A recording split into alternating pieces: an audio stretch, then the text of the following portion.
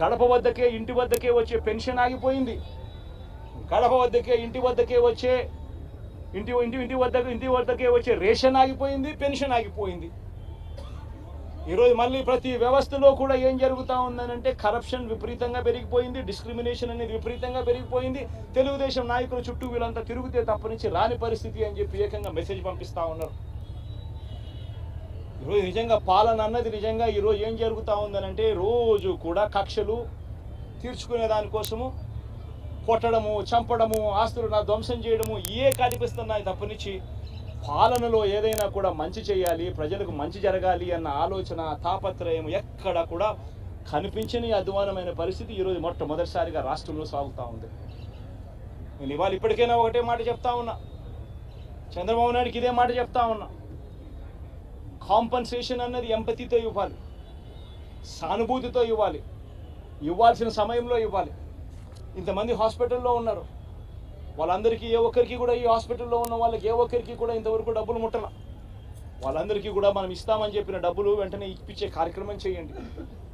ఆ ప్రోటోకాల్ ఏదైతే ఉందో ఫ్యాక్టరీ సెక్యూరిటీస్కి సంబంధించి, ఫ్యాక్టరీ సెక్యూరిటీ, పొల్యూషన్ కంట్రోల్కి సంబంధించి ఏదైతే ప్రోటోకాల్ ఎగ్జిస్టెన్స్లో ఉందో ఆ ప్రోటోకాల్ను కనీసం ఇప్పటి నుంచి అన్నా కనీసం మానిటర్ చేసే దిశగా అడుగులు వేయండి.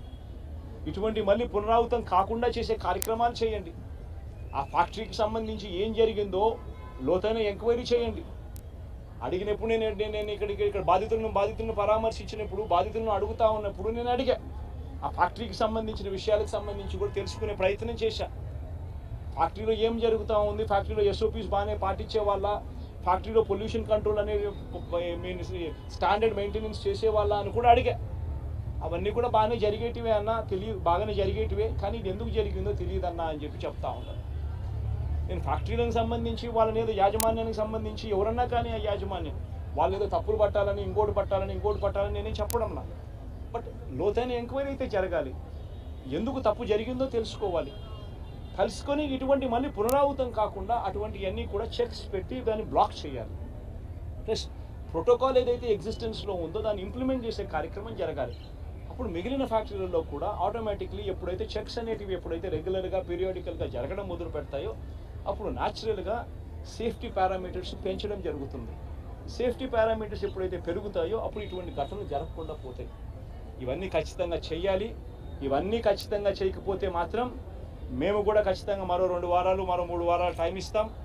మరో 3 వారాల తర్వాత కూడా ప్రతి ఒక్కరికి కూడా హాస్పిటల్లో ఉన్న వీళ్ళందరికీ కూడా, చనిపోయిన వాళ్ళందరికీ కూడా కాంపన్సేషన్ విషయంలో చంద్రబాబు నాయుడు దగ్గర నుంచి స్పందన రాకపోతే మాత్రం ఖచ్చితంగా వైఎస్ఆర్ కాంగ్రెస్ పార్టీ బాధితుల తరఫున ధర్నాకైనా కూర్చుంటుంది. అవసరమైతే జగన్మోహన్ రెడ్డి స్వయంగా వచ్చి కూడా ధర్నాలో పార్టిసిపేట్ చేస్తారని కూడా ఈ సందర్భంగా ఖచ్చితంగా ఈ ప్రభుత్వాన్ని హెచ్చరిస్తూ తెలియజేస్తాం.